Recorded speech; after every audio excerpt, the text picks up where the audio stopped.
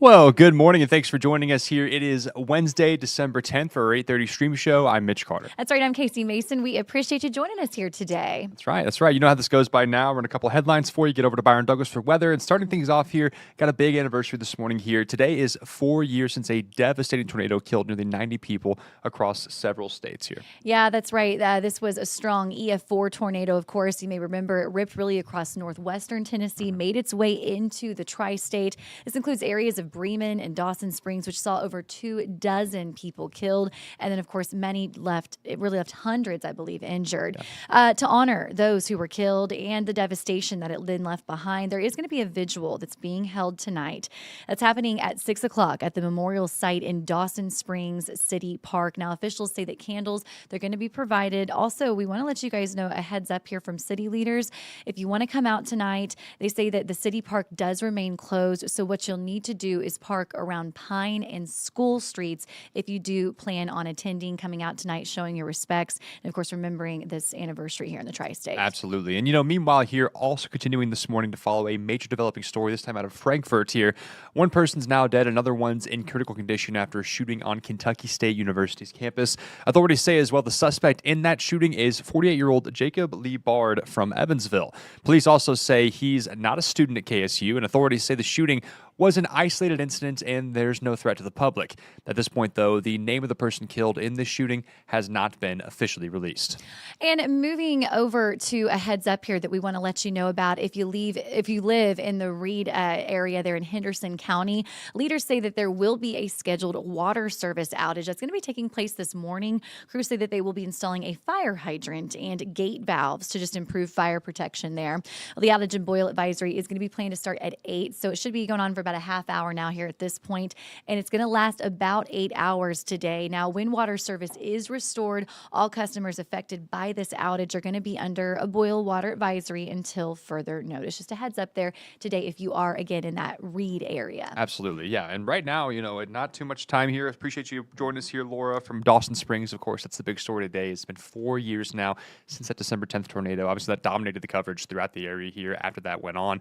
We got Byron Douglas in here right now to join us afterwards, who, of course, was there, live tracking at that point. The rest of our meteorologists, just a terrible, sad event. So we'll be, having stuff throughout the day on that, talking about looking back here, video and I'm sure information from survivors and stuff like that as folks kind of remember this day. And like you mentioned there, candlelight vigil tonight at 6 o'clock. So that's always nice to have people come out and remember as a community. Yes, sometimes you don't know what to do in these moments, and that's just a great way to go. Remember the lives lost. Of course, pay tribute to those that went through such, awful situation. I know it's hard to believe it's been 4 years. Yeah. I remember when this happened, my in-laws are really close to this area. And I think we all kind of had some sort of connection with how widespread that tornado was on the ground. And it's one of those things that we obviously want to remind folks about this moment and really history for our tri-state area. And of course, honor the folks that lost their lives as well with that event tonight.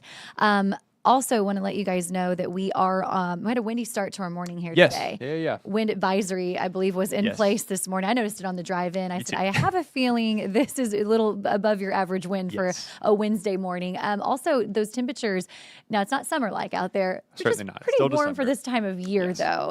Kind of nice break in that cold. Yeah. But it's not going to last. It is not. Things are ticking up today, but like you said, things today kind of trending upward for December standards before we really plummet again for this weekend. Without further ado, going to go to break here. Stick around, though. Byron Douglas is up next with your full forecast for our Wednesday. Thanks for joining us, though. We'll see you guys tomorrow. See ya. Informed on your local news and weather throughout the day by watching the 14 First Alert streaming shows. At 8:30 a.m., get your First Alert forecast to plan the day ahead and catch up on the news that happened overnight with the 14 News Sunrise team. In the afternoon, get the latest headlines, forecasts, and a preview of the stories we're working on with the 14 First Alert streaming show at 2:30. And get an in-depth look at the 14 First Alert forecast so you're ready for the next big thing with the 14 First Alert weather show at 9 p.m. Watch the 14 First Alert streaming show that fits your schedule and works best for you. Streaming on your phone by downloading the 14 News app and the 14 First Alert weather app. On your smart TV by using the 14 News streaming app. And stream anytime on Facebook, YouTube, or on 14news.com. Stay connected and stay informed by watching the 14 First Alert streaming shows on your favorite streaming devices.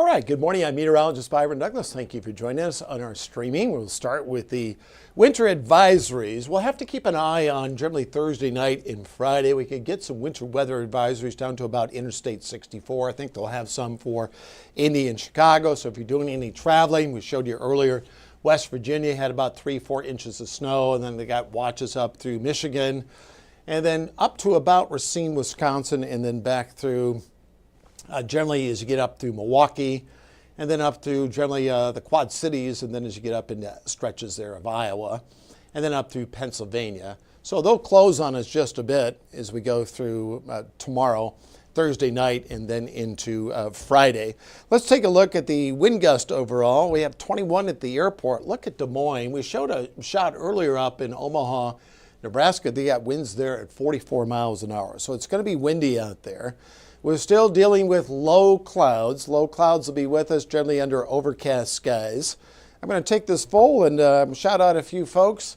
Clouds showing a little bit of clearing back there, but clouds will have a tendency to fill back in. And let's take a look at the Twin Bridges. Visibility's down a little bit.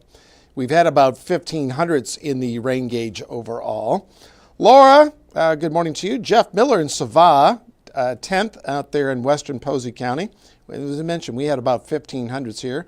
And good morning to Leslie Chapman. She's probably in good spirits this morning because she doesn't like the cold air. Of course, she went to Arizona State. She'll be out helping us cover all the news coming up later.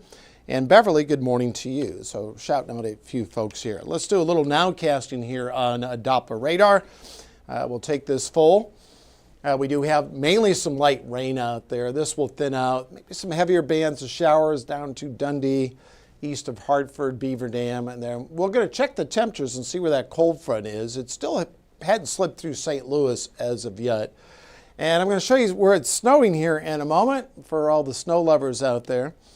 And we'll widen the radar out just a bit. Let's run down the temps. In Fairfield, we're going to keep an eye on Fairfield, still at 42. When we came on the air this morning, we were in the mid to upper 40s. 42 now at Evansville, 47 in Greenville. And then temperatures will kind of retreat a bit and work back into the upper 30s during the afternoon. Winds kind of a range here, gusting 30 to 35. And then we'll taper off right after sundown. Keep in mind the sunset is later. Our earliest time was at 4:30 yesterday. Now it's at 4:31. The days continue to shorten. We only have about 9.5 hours of daylight.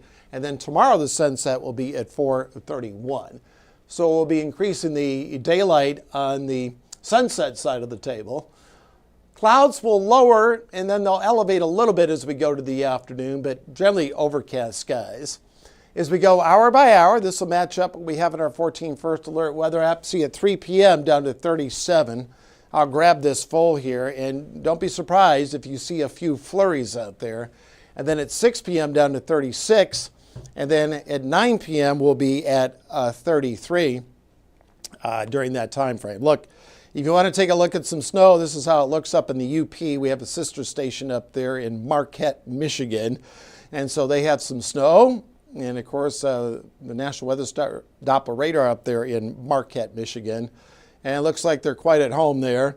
Of course, these areas overall can see anywhere from 80 up to 100 inches of snow during the season. So I wanted to show you too. We can call up these cameras here, right here, and just show you what it looks like. That's not in our area. It's up there in the UP if you've ever been up there.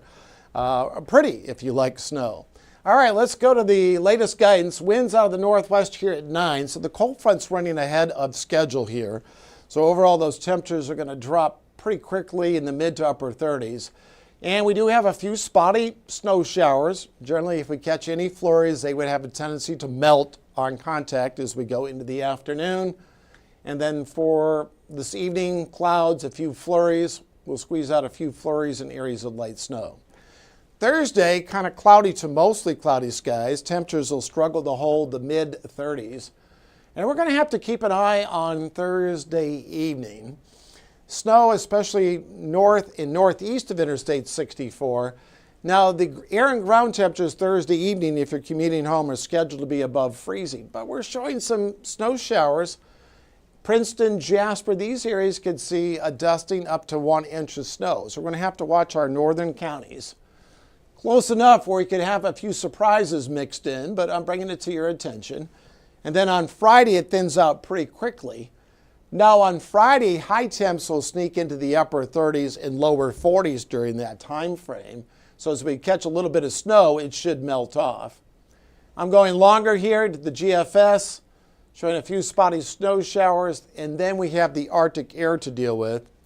Saturday afternoon, even up to the north, this is our second clipper system moving on through.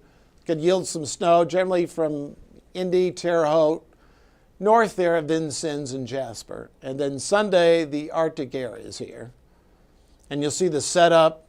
Generally, the 45 now has disappeared, but generally in the mid to upper 30s as we go into the afternoon. Thursday, a chance for flurries. And then on our app on Thursday night, I went up to a 60% chance of snow late Thursday night and then into Friday. Friday's high will be at 41. And then Saturday will be at 33 and then down to 19 on Sunday. And then temperatures are scheduled to modify next week. I'll grab that full. I'm going to grab the 7-day full. There we go. There's that snow up in Michigan again. All right, I do love snow. 33 on Saturday, then a 19 on Sunday. And those lows in the single digits. In fact, Sunday morning, those wind chills could drop to about 0 during that time frame. Laura, watching in Dawson Springs. Good morning to you. Amy, good morning to you there. Along with, again, Leslie Chapman. Everyone's hearts are heavy today. It's the 4-year anniversary, the December 10th tornado that affected portions of our viewing area, Beulah, Dawson Springs, and then down through Bremen, and of course Mayfield. It was the largest December tornado outbreak, over 70 tornadoes across our area and then points to the south and east. We'll have more coming up later on 14 News. Enjoy the rest of your day.